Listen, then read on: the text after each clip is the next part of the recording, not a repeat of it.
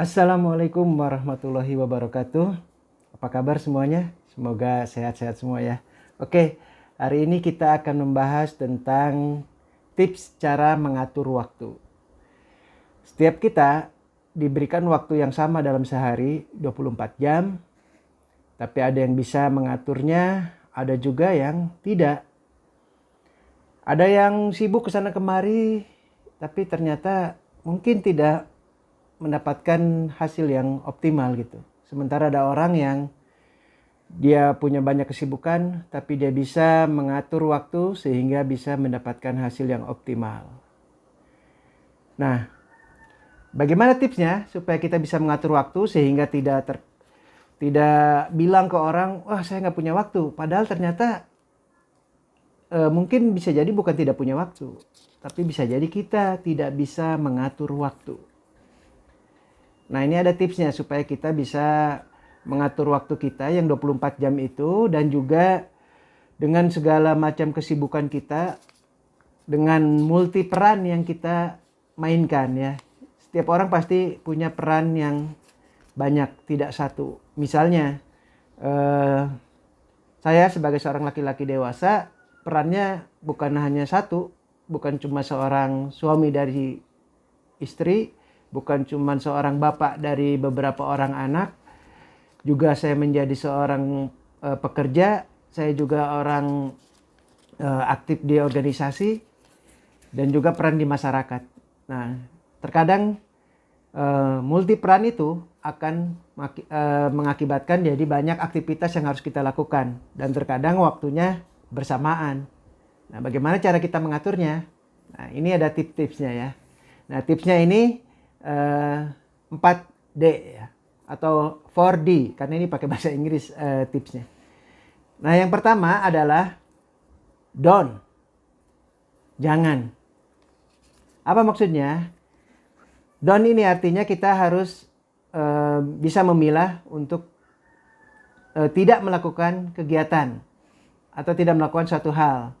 Karena kegiatan ini bisa jadi tidak penting, tidak mendesak, dan tidak berkaitan dengan target atau tujuan hidup kita. Jadi kita harus berani menolak, berani bilang tidak, dan berani tidak melakukan apa yang memang tidak perlu dilakukan. Misalnya nih, sekarang lagi pandemi nih, terus ada teman-teman lama kita minta, ayo kita nongkrong, kita ngumpul. Ya, itu tentu suatu hal yang tidak tepat pada saat ini. Dan kita juga banyak kesibukan, ya ngapain kita nongkrong, udah nggak boleh ngumpul, terus juga kita banyak kesibukan yang lain. Jadi kayak hal seperti ini, ya udah kita tolak. Nah, itu contohnya, jangan dilakukan kegiatan seperti ini.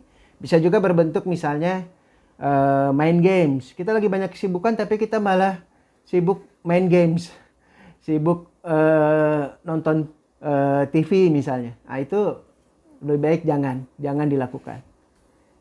Ya, itu ya yang pertama, jangan dilakukan. Yang kedua, delay. Ada kegiatan-kegiatan tertentu yang bisa kita delay, kita tunda waktunya. Bukan berarti tidak dikerjakan, tapi hanya ditunda saja. Jadi mungkin kegiatan contohnya yang deadline-nya masih lama gitu. Itu kegiatan yang bisa dilakukan nanti. Misalnya kita ada tugas, ada pekerjaan yang ya masih 1 bulan lagi deadline-nya. Masih lama, kita bisa menunda itu. Kita bisa mengerjakan hal lain yang lebih penting dan urgent untuk saat ini. Bukan berarti dilupakan ya, bukan berarti tidak dilakukan, tapi ditunda. Nah, tadi syaratnya dia deadline-nya masih lama. Nah, itu syarat untuk kita bisa mendelay suatu aktivitas. Nah, tips yang ketiga yaitu delegate. Delegate atau delegasikan gitu. Jadi ada kegiatan-kegiatan atau aktivitas yang bisa kita delegasikan ke orang lain. Misalnya, kalau peran kita sebagai seorang bapak, seorang suami, itu kita bisa berbagi peran dengan istri. Misalnya ada harus ngambil rapot anak di sekolah gitu. Itu tidak selalu kita bisa berbagi peran. Kalau kita nggak bisa, nggak sempat, ya mungkin istri kita yang bisa melakukannya. Begitu juga pekerjaan kita di kantor. Ketika pekerjaan kita banyak, kita bisa berbagi tugas dengan rekan kerja kita. Nah, itu delegate. Kita delegasikan. Oh, ini kita udah punya pekerjaan lain, ini ada undangan rapat. Sementara harus ada yang hadir dari bagian kita. Oh, mungkin kita bisa mendelegasikan kepada rekan kerja kita atau staff kita. Ya, itu delegate ya. Jadi tidak semuanya harus dikerjakan oleh kita sendiri. Nah, yang tips yang keempat yaitu do.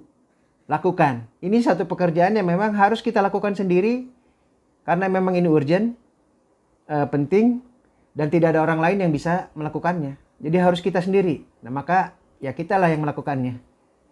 Nah, jadi itulah tipsnya saudara-saudara. Jadi dari 4D ini kita harus memilah nih.